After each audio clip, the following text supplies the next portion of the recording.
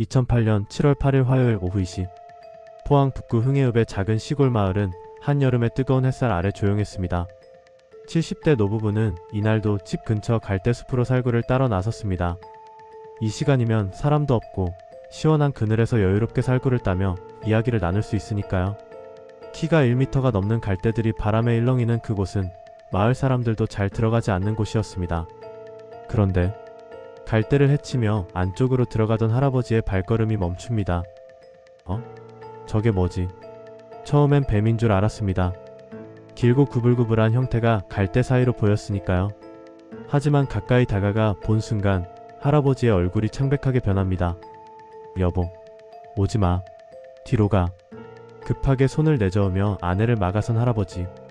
그의 눈앞에 있던 것은 심하게 부패된 사람의 오른쪽 다리였습니다. 떨리는 손으로 112에 신고한 할아버지.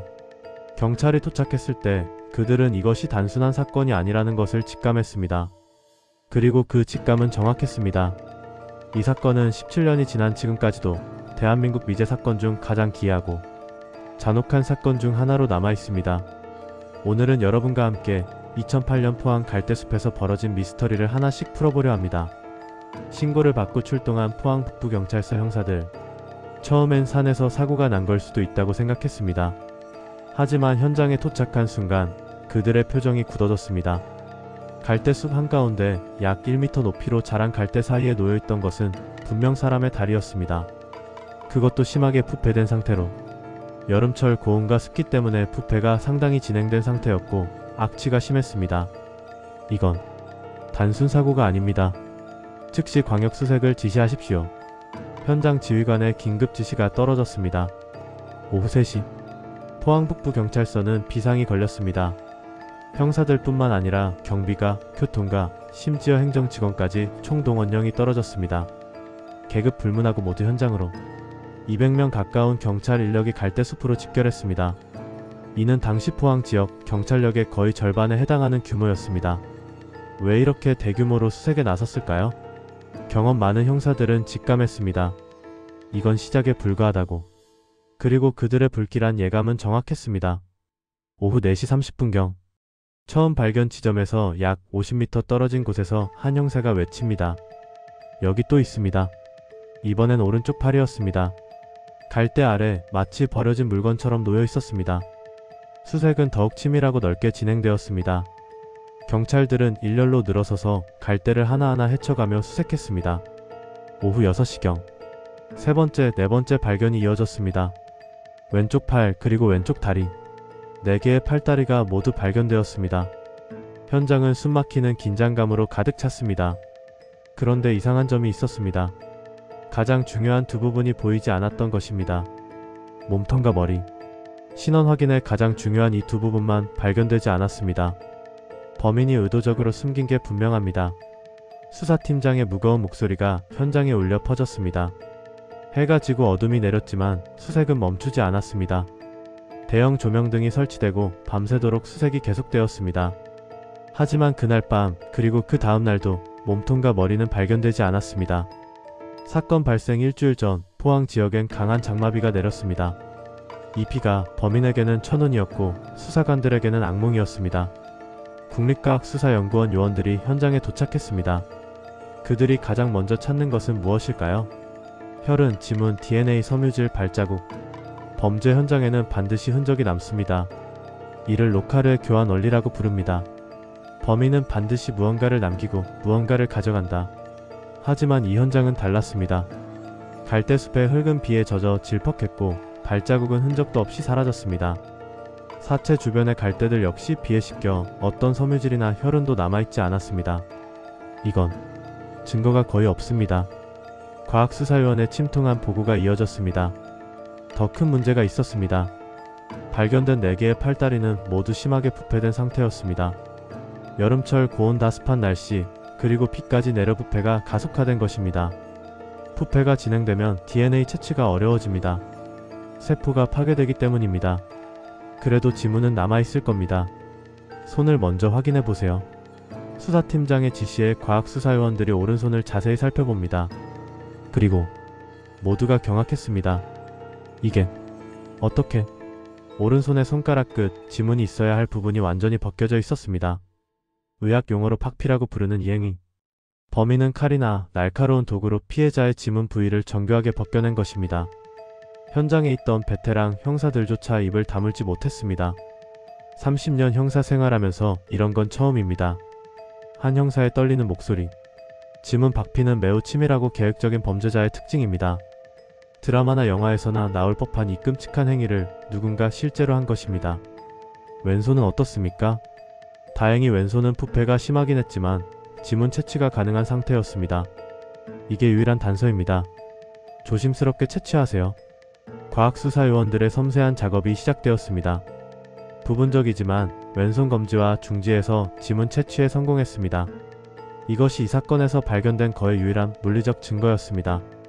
사건 발생 후 2주가 흘렀습니다. 수사는 난항을 겪고 있었습니다.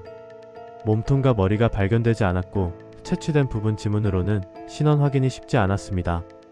200명의 경찰이 매일같이 갈대숲 주변을 수색했지만 아무것도 나오지 않았습니다. 범인이 멀리 가져갔을 가능성도 있습니다. 수사회의에서 한 형사가 말했습니다. 하지만 그렇다면 왜 팔다리는 여기 버린 겁니까? 뭔가 이상합니다. 또 다른 형사의 반론. 범인의 행동 패턴은 모순투성이었습니다. 지문을 벗겨낼 정도로 치밀하면서도 시신을 갈대숲 같은 발견 가능성이 높은 곳에 유기한 것. 7월 22일. 사건 발생 2주가 지난 이날 드디어 결정적 순간이 찾아왔습니다. 첫 발견 지점에서 약 1.2km 떨어진 곳. 한 음료 도매상 창고 뒤편을 수색하던 경찰이 이상한 마대자루를 발견했습니다. 여기 마대 하나 있는데 냄새가. 형사가 마대자루에 코를 가까이 대는 순간 역한 부패 냄새가 풍겼습니다. 감식반 즉시 출동. 여기입니다. 마대자루를 조심스럽게 열었을 때 모두가 숨을 멈췄습니다. 안에는 머리와 몸통이 들어있었습니다. 2주 동안 찾던 나머지 신체 부위를 마침내 발견한 것입니다. 하지만 이번에도 범인의 치밀함은 계속되었습니다. 마대자루는 이중으로 포장되어 있었습니다. 안쪽에 비닐 그리고 그 위에 마대. 끈으로 단단히 묶여 있었습니다. 과학수사팀이 즉시 분석에 들어갔습니다. 마대자루에서 지문 나올 가능성은 희박합니다. 표면이 거칠어서. 비닐은? 비닐도 깨끗합니다. 지문이 없습니다. 끈은? 끈에서도 아무것도 나오지 않습니다. 모든 것이 깨끗했습니다. 범인은 장갑을 끼고 작업했거나 아니면 모든 표면을 닦아낸 것이 분명했습니다. 부검이 시작되었습니다. 국립과학수사연구원 부검위의 꼼꼼한 검사가 이어졌습니다. 그리고 사인이 밝혀졌습니다. 설골 골절이 확인됩니다. 설골. 목뼈의 일종인 이뼈는 외부 압박에 의해서만 골절됩니다. 교살입니다. 피해자는 목이 졸려 사망했습니다. 범인은 피해자의 목을 졸라 살해한 후 시신을 훼손한 것입니다. 왜 이렇게까지 한 걸까요? 왼손에서 채취한 부분 지문. 수사관들은 이것을 전국 지문 데이터베이스와 대조하기 시작했습니다. 부분 지문으로 신원을 확인하는 것은 매우 어려운 작업입니다. 하지만 포기할 수 없었습니다. 며칠간의 작업 끝에 마침내 일치하는 지문이 발견되었습니다. 찾았습니다. 신원 확인됐습니다. 피해자는 49세 여성 김모 씨였습니다. 그녀는 제주도 출신으로 포항 동해면에서 살고 있었습니다. 수사관들은 즉시 그녀의 집으로 향했습니다. 문을 연 것은 50대 남성 피해자의 남편이었습니다. 아내가 정말? 남편은 믿을 수 없다는 표정으로 고개를 저었습니다. 수사관들의 질문이 이어졌습니다. 언제 마지막으로 부인을 보셨습니까? 6월 말쯤이었어요. 같이 술을 마셨는데 제가 먼저 잠들었어요. 아침에 일어나 보니 없더라고요. 신고는 하셨습니까? 네, 2주 전쯤 실종 신고했습니다. 연락이 안 돼서. 남편은 아내가 가출한 줄만 알았다고 했습니다. 부부 사이는 어땠습니까? 평범했어요. 가끔 다투긴 했지만 그렇다고 심하게 싸운 적은 없었어요. 수사관들은 남편을 주목했습니다. 통계적으로 여성살인 사건의 가장 높은 용의자는 배우자입니다. 6월 말 그날 밤 정확히 무슨 일이 있었습니까? 저녁을 먹고 소주를 좀 마셨어요. 평소처럼요. 그런데 제가 술이 약해서 먼저 잠들었고 그 다음날 아침 부인이 없을 때 이상하다고 생각 안 하셨습니까? 처음엔 그냥 친구 집에 간 줄 알았어요. 가끔 그러거든요. 그런데 며칠이 지나도 연락이 없어서 이상했죠. 남편의 진술은 일관적이었습니다. 하지만 수사관들은 확신할 수 없었습니다. 알리바이 조사가 시작되었습니다. 6월 말부터 7월 초까지 남편의 행적을 추적했습니다. CCTV 목격자 휴대폰 위치 추적. 결과는 남편에게는 뚜렷한 알리바이가 있었습니다. 사건 추정 시각에 그는 직장에 있었고 여러 동료들이 이를 증언했습니다. 남편은 아닙니다. 하지만 수사는 계속되었습니다. 피해자의 과거를 추적했습니다. 제주에서 나고 자란 그녀. 20대에 결혼해서 포항으로 왔습니다. 두 딸을 키우며 평범하게 살았습니다. 특별한 원한 관계도 금전 문제도 발견되지 않았습니다. 이상합니다. 동기가 보이지 않아요. 한 형사가 고개를 저었습니다. 일반적인 살인 사건에는 명확한 동기가 있습니다. 돈, 원한, 애정 문제. 하지만 이 사건에선 그 어떤 것도 발견되지 않았습니다. 수사팀은 범죄심리 전문가를 불러들였습니다. 이 범인의 특징이 뭐라고 보십니까? 전문가는 사건 자료를 꼼꼼히 검토한 후 말했습니다. 매우 이례적입니다. 이 범인은 두 가지 상반된 특징을 동시에 보이고 있습니다. 어떤 점에서 그렇습니까? 첫째, 지문 박피는 극도로 치밀한 행동입니다. 신원 확인을 막기 위한 전문적 지식이 필요하죠. 둘째, 시신을 훼손한 방식도 체계적입니다. 사지를 분리하고 몸통과 머리를 따로 보관한 것도 계획적이에요. 그럼 전문적인 연쇄살인범입니까? 아닙니다. 여기서부터 모순이 시작됩니다. 전문가는 계속 설명했습니다. 만약 전문적인 살인범이라면 시신을 절대 이런 식으로 유기하지 않습니다. 갈대숲은 발견 가능성이 매우 높은 장소예요. 게다가 1.2km밖에 떨어지지 않은 곳에 나머지를 버린 것도 이상합니다. 그럼 어떤 범인이라는 겁니까? 제 추측으로는 이 범인은 이 지역을 잘 아는 사람입니다. 갈대숲도 음료창고 뒤편도 지역 주민이 아니면 잘 모르는 장소거든요. 지역 주민이라. 넷. 하지만 살인 경험은 없는 초범일 가능성이 높습니다. 치밀하게 준비하려 했지만 실제 상황에서 당황해서 실수를 반복한 거죠. 이 분석은 수사팀에게 새로운 방향을 제시했습니다. 포항 지역, 특히 흥해읍과 동해면 일대 주민들을 중심으로 수사 범위를 좁혔습니다. 피해자의 주변 인물들을 다시 한번 조사했습니다. 친구들, 이웃들, 직장 동료들. 하지만 수상한 사람은 나타나지 않았습니다. 혹시 피해자가 누군가와 갈등이 있었다는 이야기 들으신 적 있습니까? 아니요, 그분은 조용하고 착한 사람이었어요. 최근에 누군가 피해자를 찾아온 적은 없습니까? 글쎄요. 특별히 기억나는 사람은 없는데요. 모든 증언이 비슷했습니다. 피해자는 조용하고 평범한 사람이었다고. 그렇다면 왜 그녀가 살해당한 걸까요? 수사팀은 또 다른 가능성을 검토했습니다. 무작위 범죄일 수도 있습니다. 무작위 범죄? 넷. 계획 없이 우연히 만난 피해자를 충동적으로 살해한 경우죠. 하지만 이 가설도 맞지 않았습니다. 무작위 범죄라면 지문 박피 같은 치밀한 증거 인멸은 하지 않습니다. 결국 면식범이 맞습니다. 하지만 우리가 찾지 못하고 있는 거죠. 수사팀장의 무거운 한숨. 2008년, 2009년, 2010년.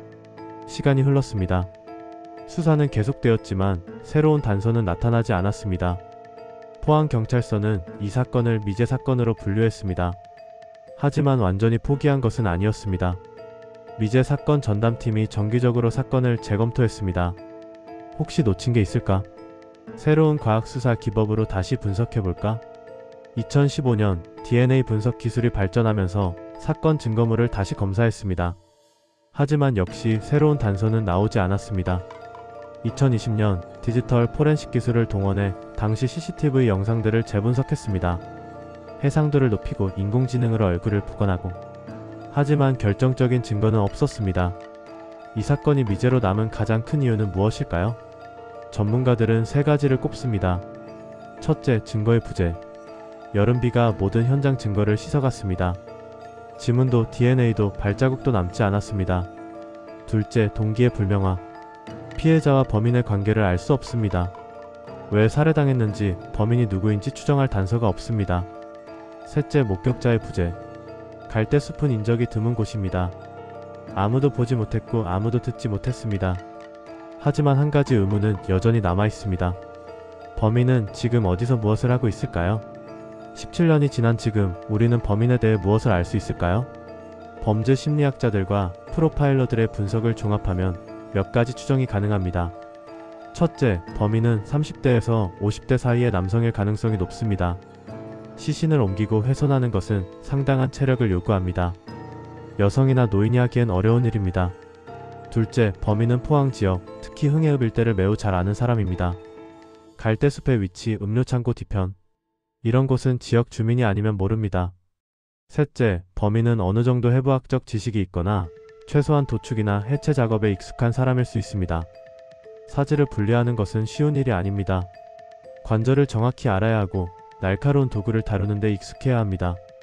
넷째, 범인은 피해자를 개인적으로 알고 있었을 가능성이 높습니다. 무작위 범죄라면 이렇게까지 철저히 증거를 인멸하지 않습니다.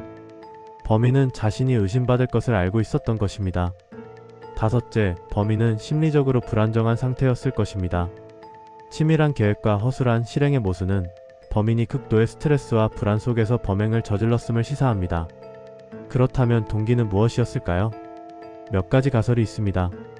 가설 1. 금전 문제. 피해자나 범인 중 한 명에게 금전적 문제가 있었고 이것이 살인으로 이어졌을 수 있습니다. 하지만 수사 결과 그런 증거는 발견되지 않았습니다. 가설 2. 애정 문제. 불륜이나 삼각관계 같은 애정 문제가 있었을 수 있습니다. 하지만 이 역시 확인되지 않았습니다. 가설 3. 우발적 범행. 갑작스러운 다툼이나 사고가 살인으로 이어졌고 범인이 당황해서 시신을 유기했을 수 있습니다. 이것이 가장 유력한 가설입니다. 가설 4. 원한. 과거에 깊은 원한이 있었을 수 있습니다. 하지만 피해자의 주변 조사에서 그런 관계는 발견되지 않았습니다. 어떤 가설이 맞든 한 가지는 분명합니다. 범인은 아직 어딘가에 살고 있다는 것. 17년이 지났지만 살인죄는 공소시효가 없습니다. 범인이 누구든 언젠가는 밝혀질 것입니다. 2008년 7월 8일 갈대숲에서 발견된 한 여성의 시신. 49세의 평범한 삶을 살던 그녀. 제주에서 태어나 포항에서 가정을 꾸리고 두 딸을 키우며 살아온 그녀. 그녀의 마지막 순간은 어땠을까요? 공포와 고통 속에서 혹시 누군가 자신을 구해주기를 바라지 않았을까요? 그녀의 가족들은 지금도 진실을 기다리고 있습니다. 두 딸은 어머니 없이 성장했습니다. 졸업식에도 결혼식에도 어머니는 없었습니다. 남편은 홀로 남아 아내의 죽음을 애도했습니다. 그들이 원하는 것은 폭수가 아닙니다. 단지 진실을 알고 싶은 것입니다.